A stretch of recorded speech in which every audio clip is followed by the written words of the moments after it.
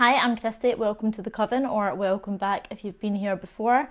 Here we talk about pretty much everything from weird and witchy shit to cults, crimes, conspiracies, controversies, a little bit of everything. Today we're more on the crime and controversy side of things. Just to say, my hair is still wet and I absolutely refuse to dry it or do anything with it. My house is so warm. If you know me at all or you've watched any of my other videos, I've probably complained about it before like a million times, but just the way like I've got kind of like bay windows and the sun beams directly in, that's like totally fine normally, even though it is like an actual like cooker in my house. Is genuinely like unreal how hot it is. But there's also a wasp nest right outside my fucking window, so I can't open any of my windows because obviously I don't want the wasps coming in. On top of that, I'm also allergic to wasps, so I'm not going to be drying my hair, putting any extra heat into this house. Honestly, it's the last thing that I need. The wasp guys did say that they'll come out, but I don't think they'll be out until next week, even though I phoned them like a week ago. And I explained like I have allergies to wasps. If I die, this is entirely your fault. And they were just like, well, that's a risk I'm willing to take. So today's video is all about the notorious, infamous, often known as grave robbers or body snatchers, but they weren't actually grave robbers or body snatchers. They were in fact serial killers, Burke and Hare. These two guys are a huge part of Scottish history when it comes to their dirty tactics in obtaining dead bodies so that they could sell them on for money. And the idea of selling a dead body at all might seem disturbing to you anyway, like what reason would anybody do this?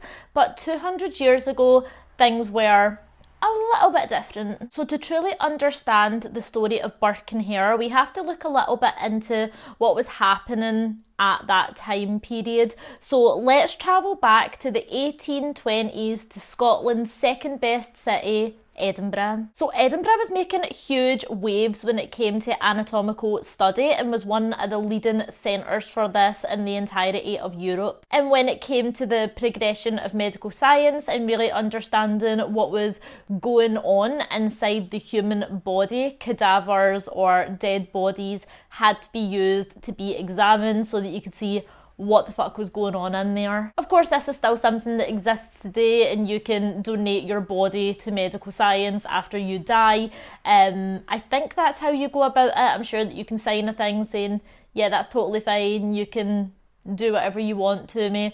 I've not donated my body in that way, but I have donated any of my organs. If I go and you want anything, first come, first served, come and get it. I'm not using them anymore. So at the time, Scottish law stated that the corpses being used for medical purposes could only be that of prisoners who died naturally while they were in prison, suicide victims or orphans. And because this law was in place, unfortunately, people just weren't dying quick enough, so there weren't enough cadavers to go around. People really needed more bodies and there just wasn't enough of them available.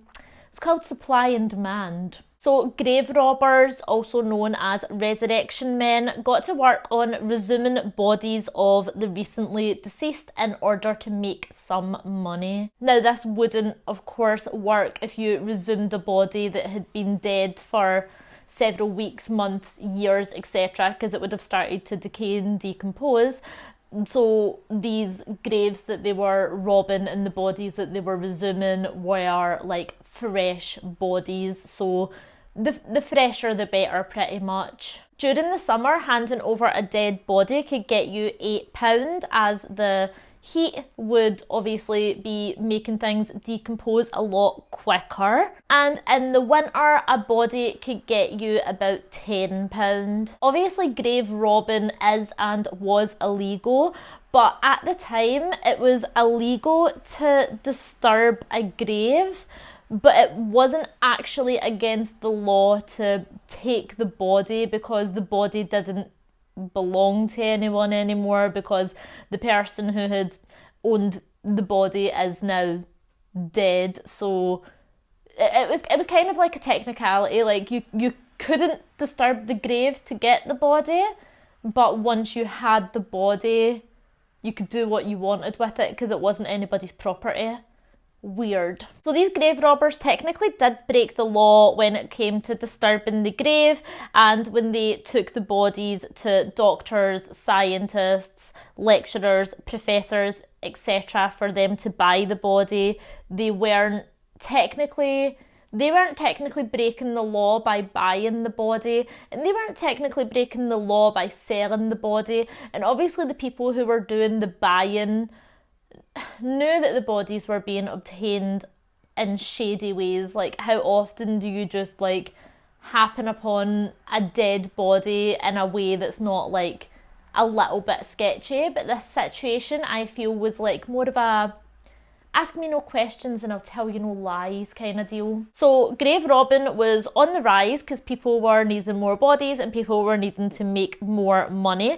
And this, of course, made the people of Edinburgh very unhappy at the thought that their loved one could be buried and then dug up again that very same night. So they were determined to make it as difficult as possible for resurrection men to obtain these bodies. Some people hired guards to watch over the graves overnight.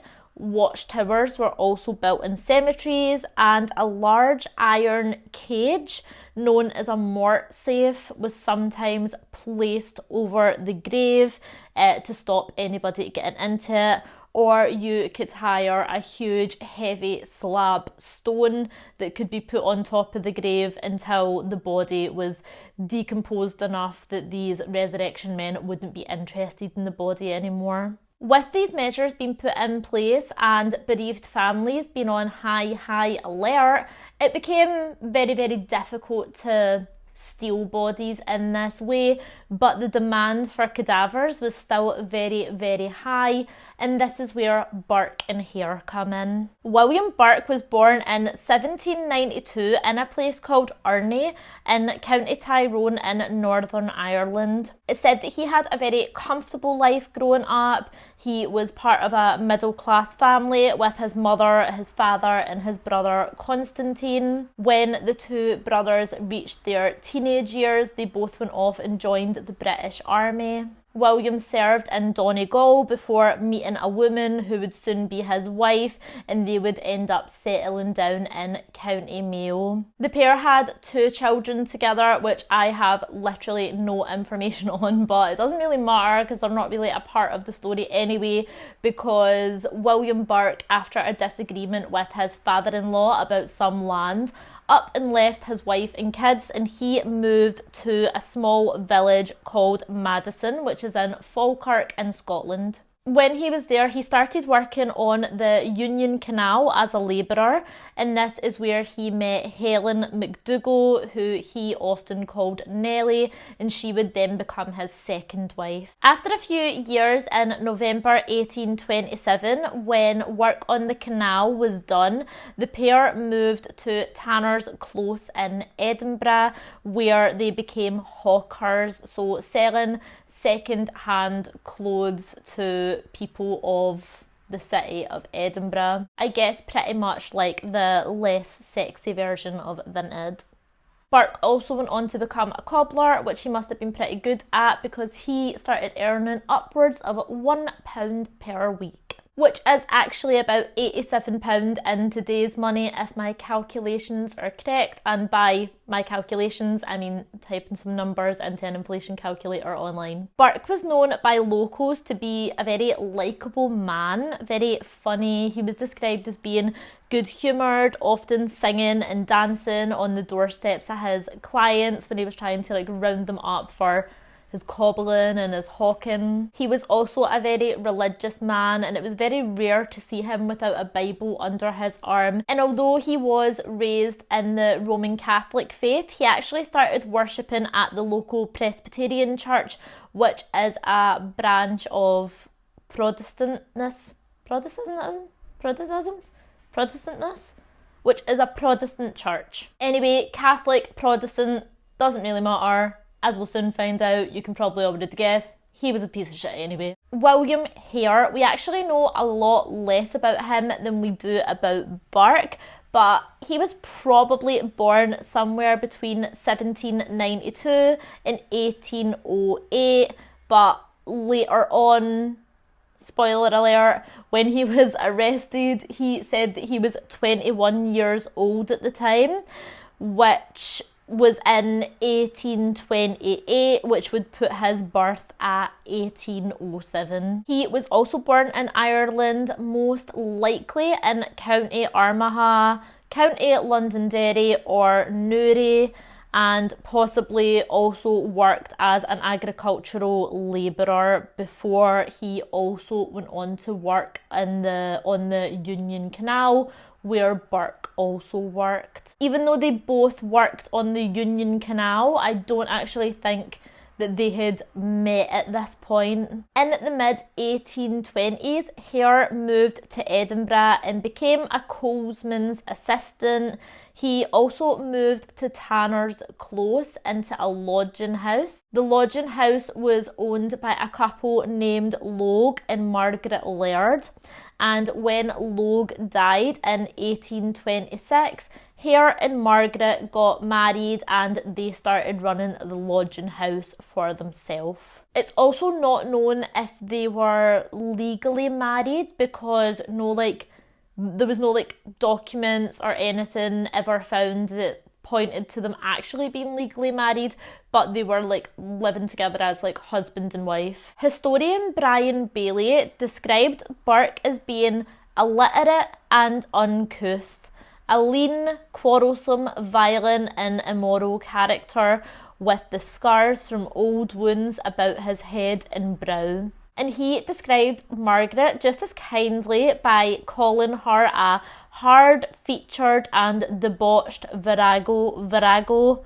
And I actually had to Google what virago meant because I'd never heard of that before, but it basically means a domineering or bad-tempered woman. So later in 1827, William Burke and Helen went over to Midlothian to work on the harvest for a bit to earn a little bit of spare cash, and while they were there they bumped into William Hare, who was also there doing the same thing. William Burke and William Hare became pretty close friends, and the rest, as they say, was history. So when they all returned back to Edinburgh, Burke and Burke and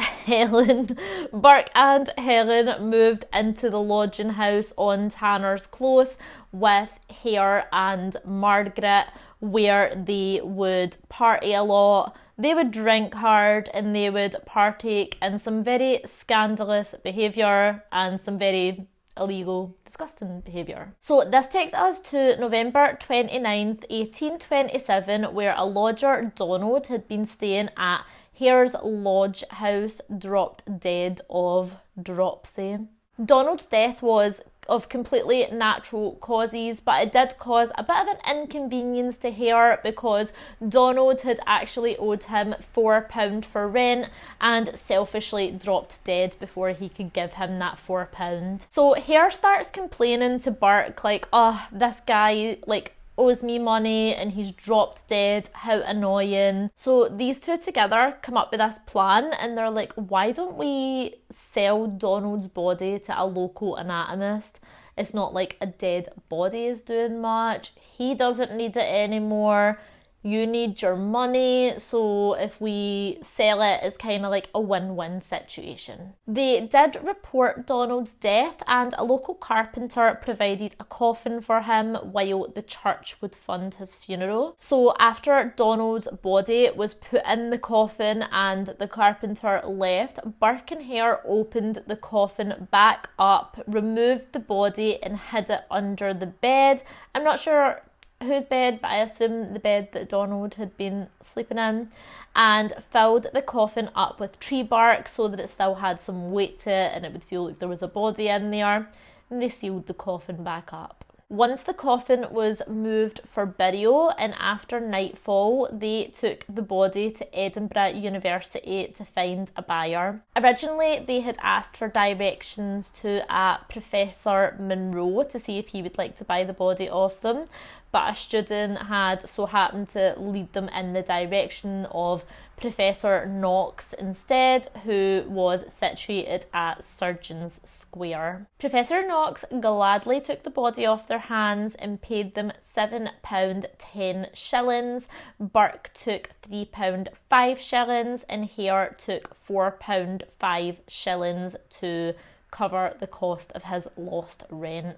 And on the way out, one of Knox's assistants told the men that the anatomists would be glad to see them again when they had another to dispose of.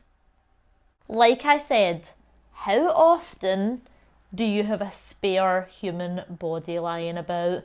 If the answer to that is often or even a little bit, get off this channel right now. Hand yourself into the police, because I can promise you never once in my life have I been like, you know, man, I've got a dead body lying about, nothing to do with it. May as well sell it. Can't think of anything else to do with it. So let's properly introduce Professor Knox, or Brian. Can I call you Brian? As a child, Knox had developed smallpox, which left him blind in one eye and disfigured on one half of his face. Not that that stopped him at all, because he went on to have an incredibly successful career. After qualifying as a doctor in 1814, his work in medical science had such a huge impact that sources say without him, the study of anatomy in Britain probably wouldn't have progressed anywhere near to the way that it did. The Oxford Dictionary of National Biography describes Brian Knox as having built up a formidable reputation as a teacher and lecturer, and almost single-handedly raised the profile of the study of anatomy in Britain. It was in 1825 that he became a Fellow of the Royal College of Surgeons of Edinburgh, where he taught anatomy and he performed live dissections. He would hold these live dissections twice a day, which would draw in crowds upwards of 400 people, promising a full demonstration on fresh anatomical subjects. But these showings twice a day must have been pretty hard to deliver with the lack of bodies going about. So luckily for him, Burke and Hare just so happened to walk into his classroom that day. So this one instant of Donald dying, like I said, was purely just coincidence and a matter of right time, right place for Burke and Hare, and the chances of this ever happening again were slim to none. So they decided to take matters into their own hands and not to rely on such a coincidence to fall into their lap again. They decided that it was really easy to just hand that body over and then get all this money for it. So what else could they do but turn to murder? The exact order of the murders is unknown. Even Burke's own two confessions contradict each other quite a bit. And remember, this was 200 years ago, so facts and timelines are a little bit blurry. I will give you a timeline of events, but just know that that might not be the exact order of events. So sources are pretty certain that the first murder happened around 2 or 3 months after they traded in Donald's body for money.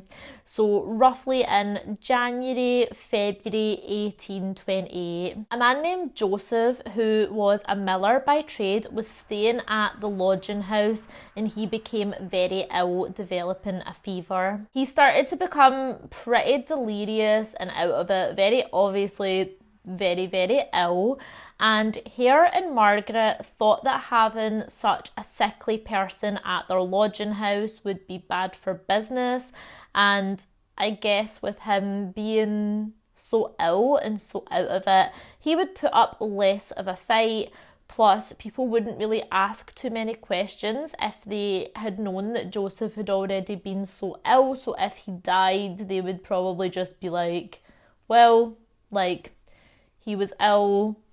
Back in those days, if you were ill, you died a lot of the time. So after plying Joseph with a lot of whiskey, no doubt giving it the old, oh, this is for medicinal purposes, drink up, you'll feel a little bit better with this.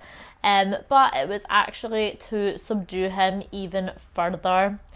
So Hare suffocated Joseph by covering his nose and mouth while Burke lay across his chest to restrict movement, and soon enough Joseph was dead. Once again, they took Joseph's corpse to Professor Knox and he handed over £10, no questions asked.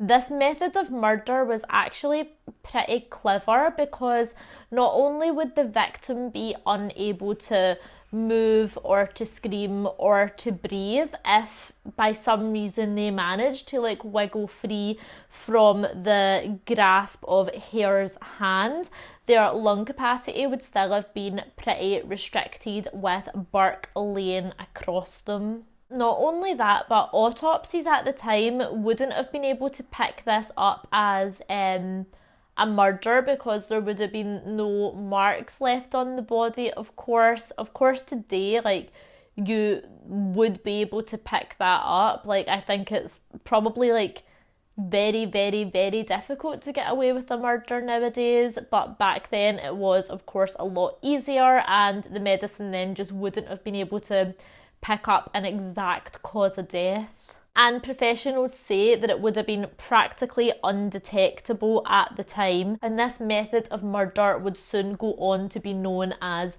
Burking. The next victim of the pair was an unnamed man from England who was also lodging at the house. He had become very ill with jaundice, and again, Hare thought this would be bad for business. I think this is just an excuse.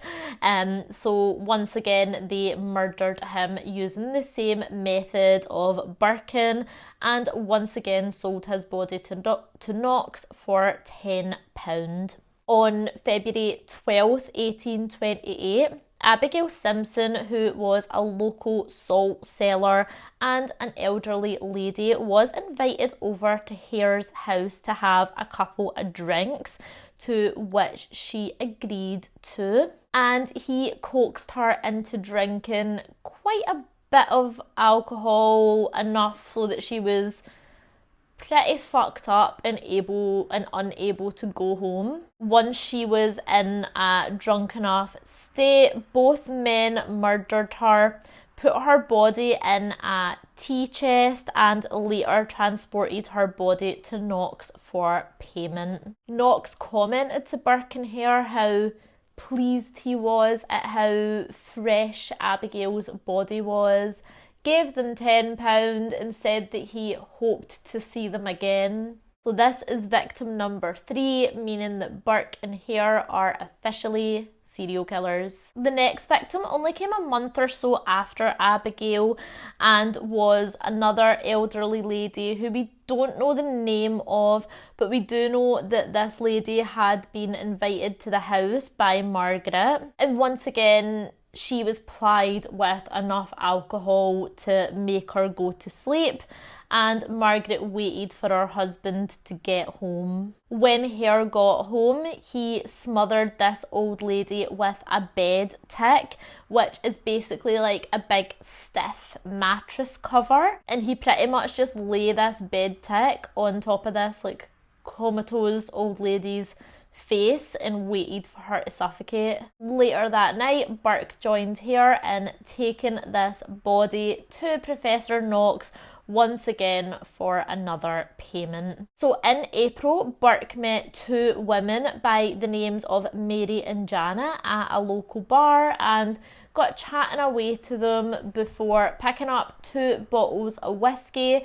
and heading to Constantine's house, which, if you remember, is Burke's brother. Constantine went off to work and kind of like left them to it, and Mary drank so much that she ended up falling asleep. However, Janet and Burke stayed up chatting with each other, chatting, drinking, having a laugh, whatever, and suddenly Helen comes into Constantine's house, Burke's wife, and obviously she's like fucking raging that he sat like boozing and chatting and probably trying it on with another woman. So all hell breaks loose. Burke even threw a glass at Helen and it hit her in the face. The glass hit her just above the eye and left a cut above her eye as well. And by this point, Janet was like, fuck this, I don't even want your fucking skeezy husband, I'm out of here. Now, I'm going to give Janet the benefit of the doubt here and say that she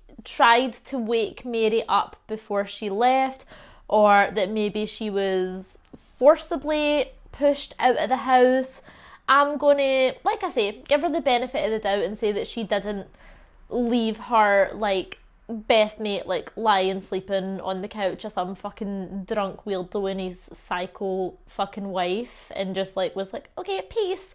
But who knows. Helen also soon left and went to go and get Hare and Margaret, so the three of them show up to the house. Burke and Hare lock Margaret and Helen out of the room while they kill Mary, who I assume was still out for the count. They put her body in a tea chest and deliver her straight to Knox while her body is still warm. But not before they robbed her of her skirt and her petticoat, which Helen decided to keep. Knox was said to have been so pleased by the fact that this body was so warm and so fresh and that he would be able to keep the body for another 3 months and stop it decomposing by storing her body in lots of whiskey. One of Knox's assistants actually did ask where they got the body from because he thought that he recognised Mary,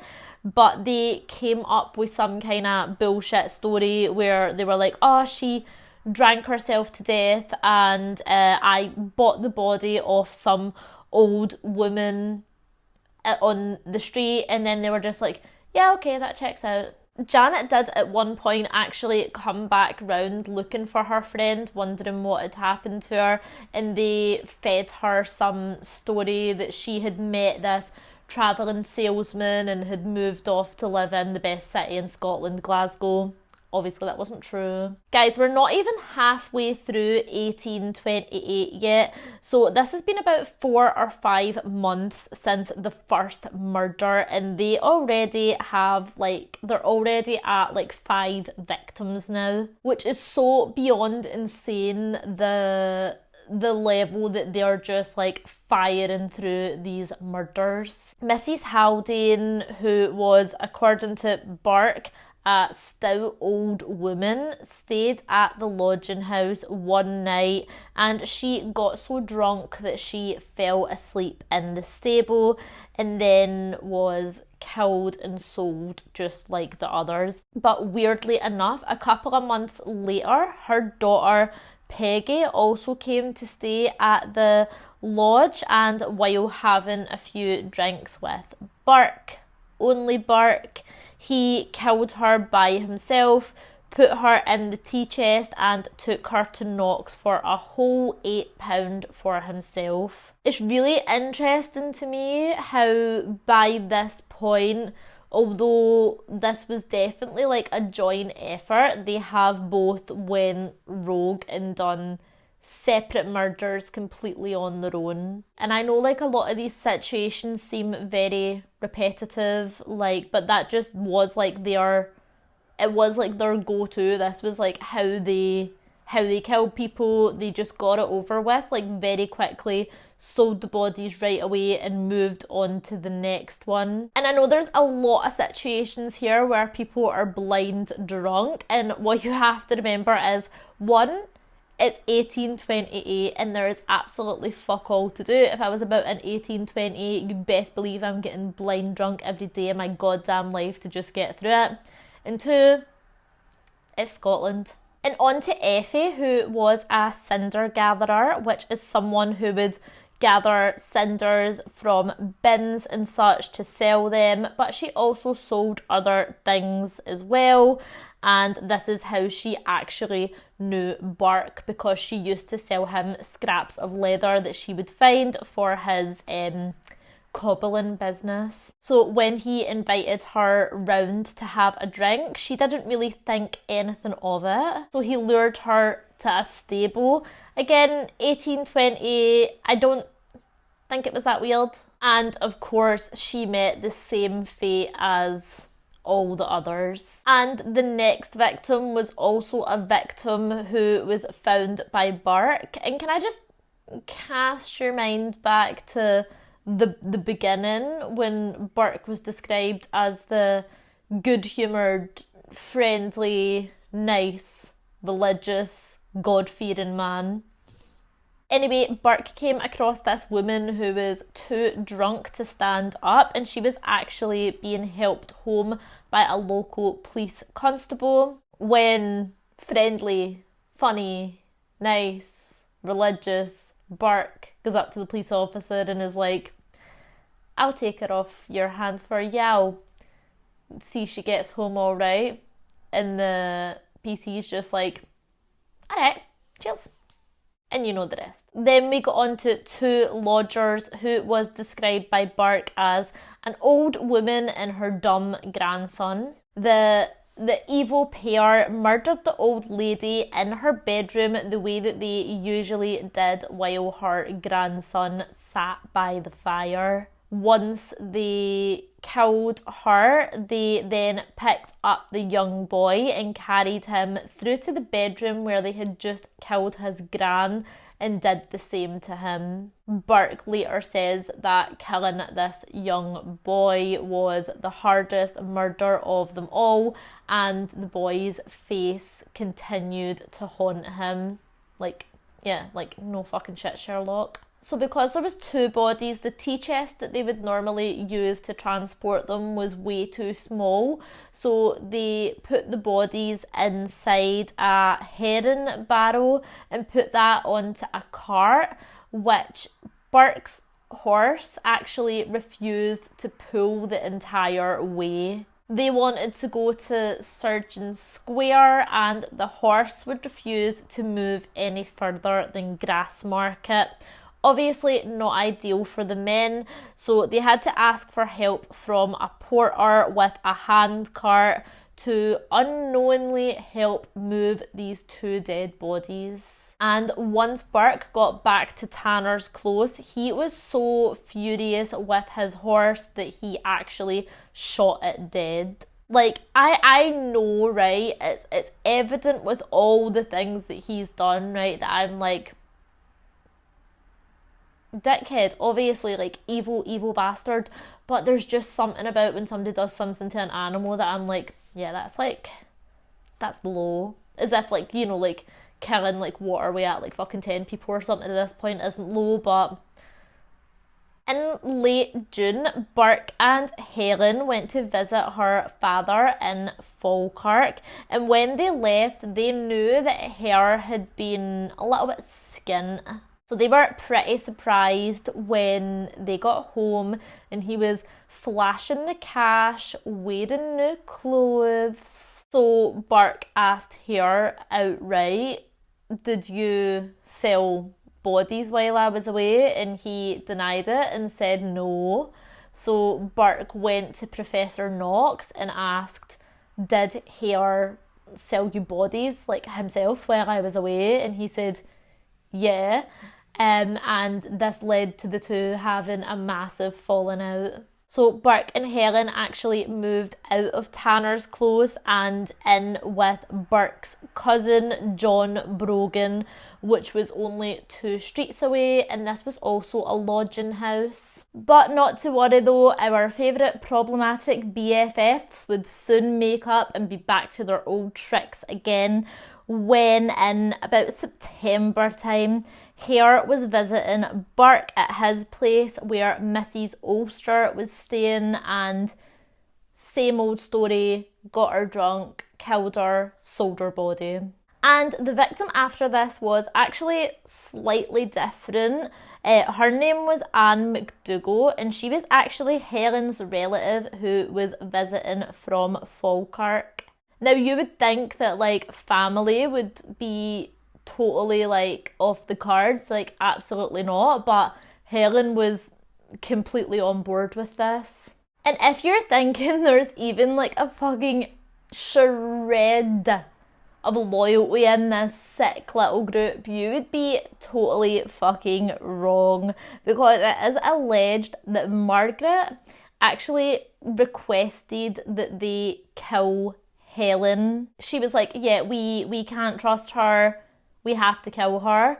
And Burke, being her husband, was like, I'm obviously not going to kill, like, my wife. And her reasoning was that she couldn't trust her, but more than that, it was, we can't trust her because she's a Scotch woman. And to that I say, fuck you. And the second to last victim was an 18-year-old boy by the name of James Wilson. He was commonly known by the locals as Daft Jamie. A bit of an unkind nickname because he was mentally and physically disabled, and I will say, although the nickname does sound quite unkind, I think it was probably meant more as a term of endearment rather than meant a nastiness. It is also important to note that part of Jamie's disability was that he had deformed feet, and it's important to keep that in mind. Jamie, to get himself by, would beg on the streets regularly,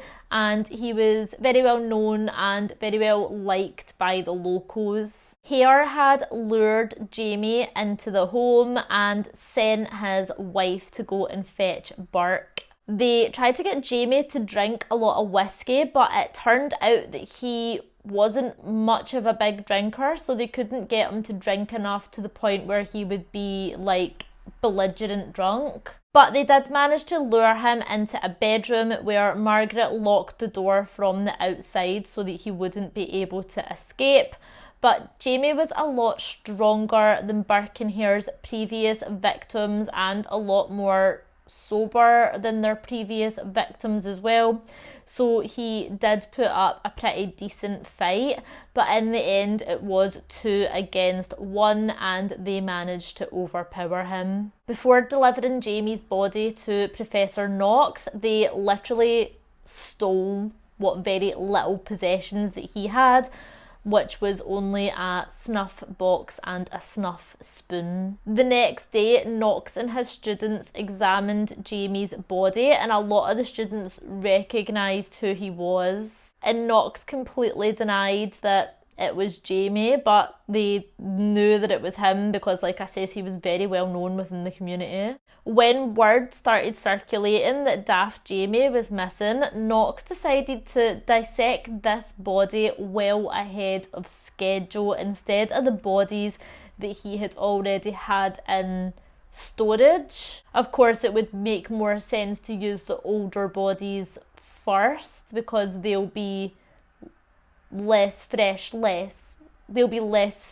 more quickly. So that was a bit sketchy. And even sketchier, for this particular cadaver, Knox decided to cut the head and the feet off and dispose of them. But he didn't know what was going on. October 31st, 1828 would be the date of the final murder, and this would take place at the Brogan lodging house where Burke and Helen were both staying with his cousin John. Burke lured back a middle-aged Irish woman by the name of Margaret Docherty by giving her the old chat, like, you're a Docherty, my mum's a Docherty, maybe we're related, maybe we're family, how weird, come on over for a drink. But there were other lodgers at this lodging house that were proven to be a massive inconvenience to their plans. So Anne and James Gray plus their kids were kind of getting in the way of this murder plan pretty much. So they paid them to just hop over 2 streets away to stay at the Hare lodging house instead. They gave them the, we've just bumped into Margaret and we think she's family and we want to like have like a party and have like drinks. For your inconvenience, we'll give you money to hop 2 streets over and stay over there just for the night. At around 9 p.m. that night, Anne and James went back over to the Brogers' lodge to grab some clothes for their kids, and when they went over there, they seen Burke, his wife Helen, Hare, his wife Margaret, and Margaret Docherty all drinking, dancing, laughing, singing together. Nothing too out of the ordinary. But when they left, of course, Margaret would meet a fate much like the others. So after killing her, they laid her body on a pile of straw by the end of the bed to be taken to Knox the next day. The next morning, Anne and James returned, but they grew suspicious when Burke wouldn't let Anne approach a bed where she had left her stockings hanging. So she thought, that's a bit weird, why won't you just let me go into that room and get my stockings?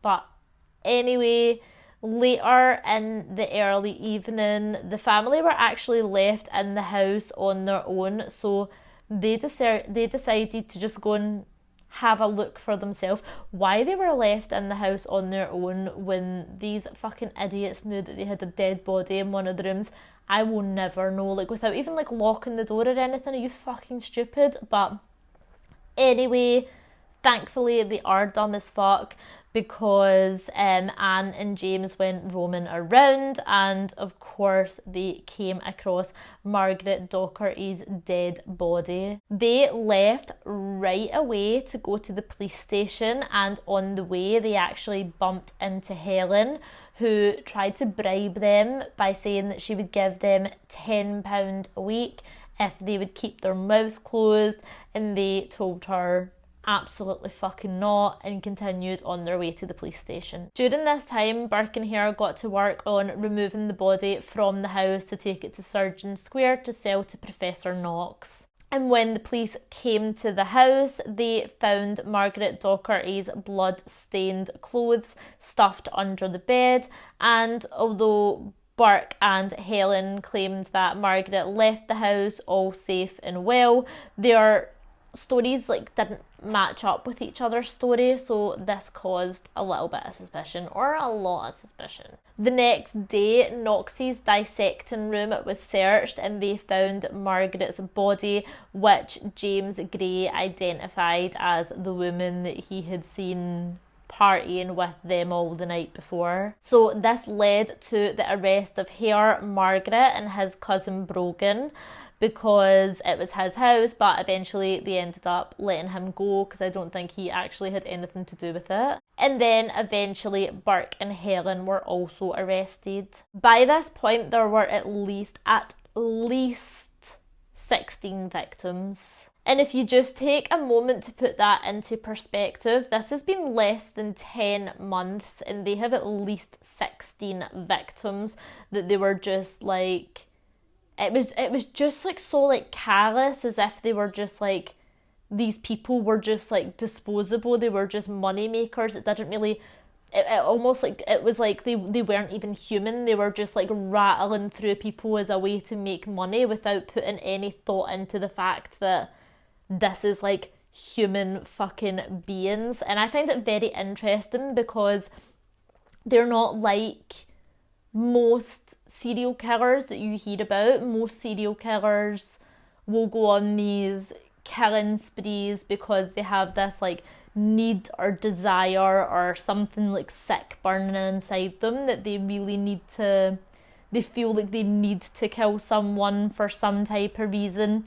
But it really wasn't that for Burke and Hare. I feel like it was just entirely financially driven. It was just about the money. I don't think there was pleasure in doing what they were doing. I don't think they were particularly bothered or disturbed or upset by what they were doing, but I don't think that they were deriving pleasure from doing that. It's so It's so weird because it's not really like any like serial killers it's so different. So the Burkes and the Hares are arrested now and they are charged with murder, and the police were absolutely certain that a murder had taken place in more than just Margaret Docherty, but the problem was they had no bodies to prove it. And as they say, no body, no crime. There was of course speculation and there was circumstantial evidence as well, but they really needed like solid proof, so they were heavily relying on getting a confession somehow. And Hare was thought to be the weaker link of the four of them, so the police really started to pile on him. They granted Hare full immunity if he provided full details of all of the murders. Not only would he be granted immunity, but he also couldn't testify against his wife because there's a law called spousal privilege, which means just that, like you can't like give evidence against like your spouse, or I guess like technically you can, but you don't have to. And obviously he took this deal because he'd be even more of a fucking moron not to, so he made a full confession. However, because there was still a lack of evidence for most of the victims, charges were only laid on Burke and Helen for the murders of Mary Patterson, James Wilson and Margaret Docherty. And it was decided that instead of one big murder case for the three of these victims, that there would be separate trials for the three victims. And because they had the most evidence for the death of James Wilson, they chose to go for that one first.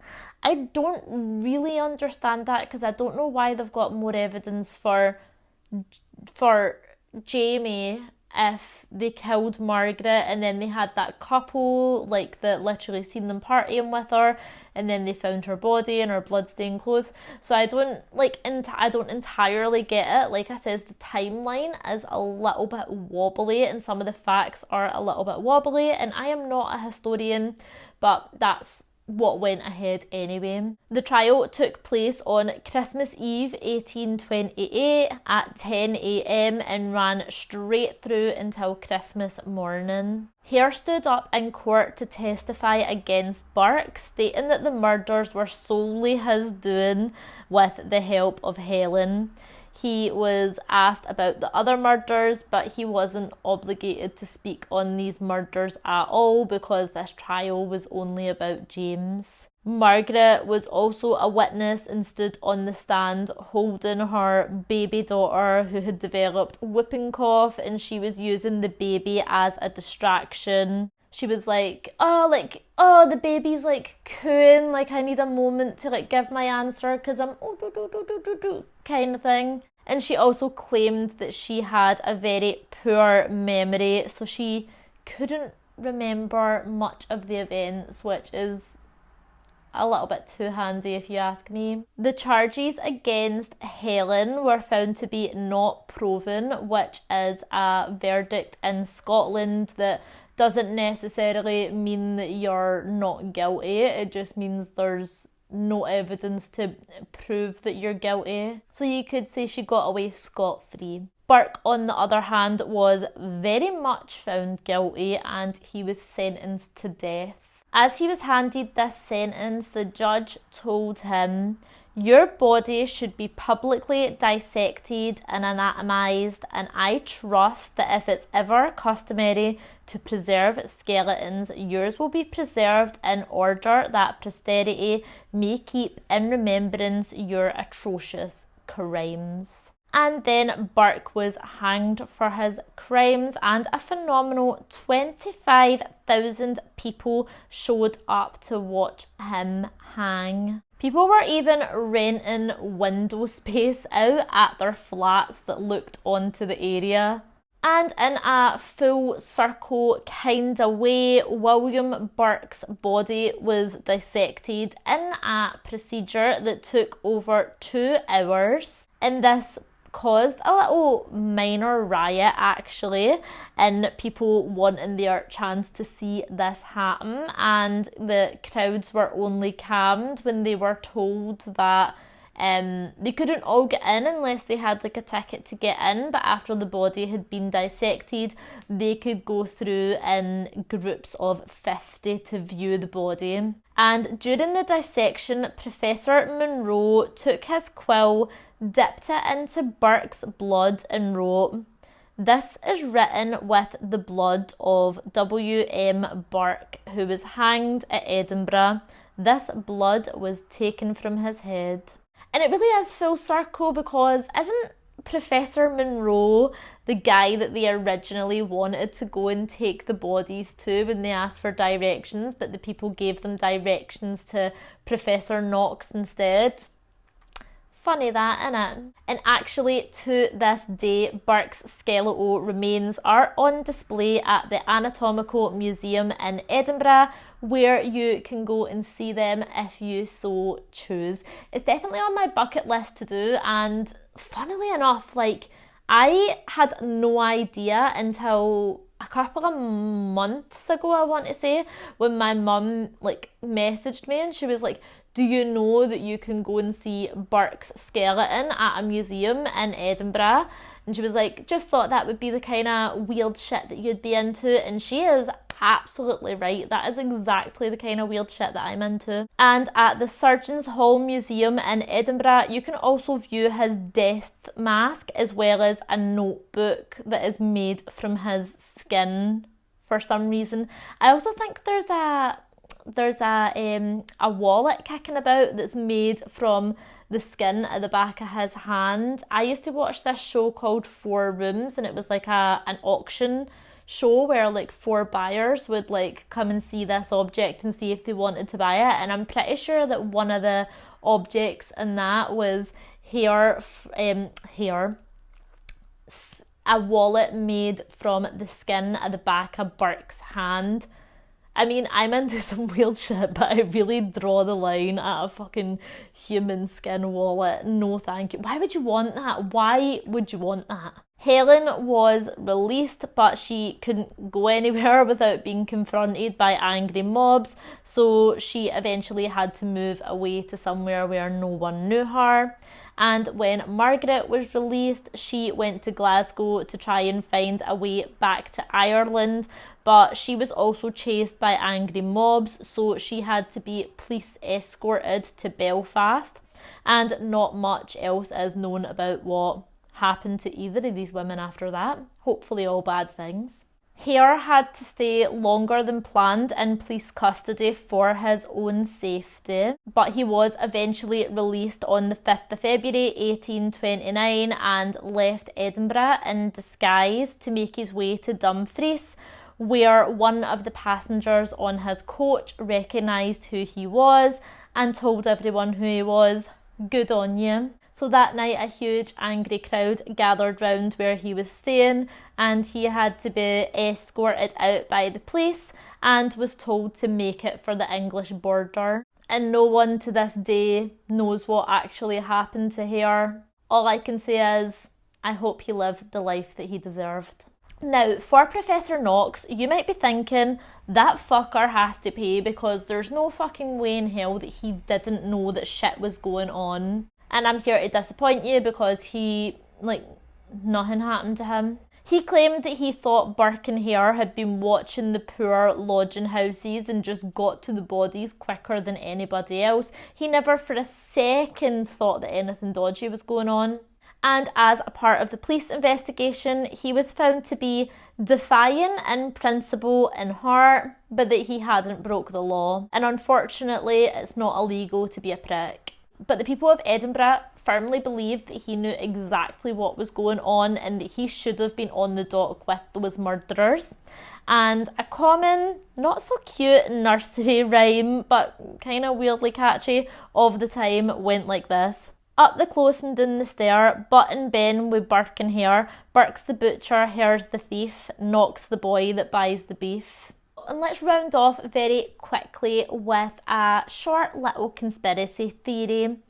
So this is the conspiracy theory known as the mini coffins, or the fairy coffins conspiracy theory. I am tempted to see if there's enough information on these to do a whole video on them, because I think that would be pretty cool. If you would like to see that, let me know, even if it's probably not going to be like a huge long video like this, but maybe like a little 10-15 minute video on it could be cute. So in 1836, a group of schoolboys were walking up Arthur's Seat, which is a huge big hill in Edinburgh, when off in a small cleft in the rocks they found 17 mini coffins with 17 mini carved human figures inside. Only 8 of these coffins remain, and it's not quite clear what happened to the other ones, but it was little boys who had found them, and this was 200 years ago, so they are probably long gone, and it probably is a miracle that there is any of them left at all. So 8 being left, I think we're doing no bad.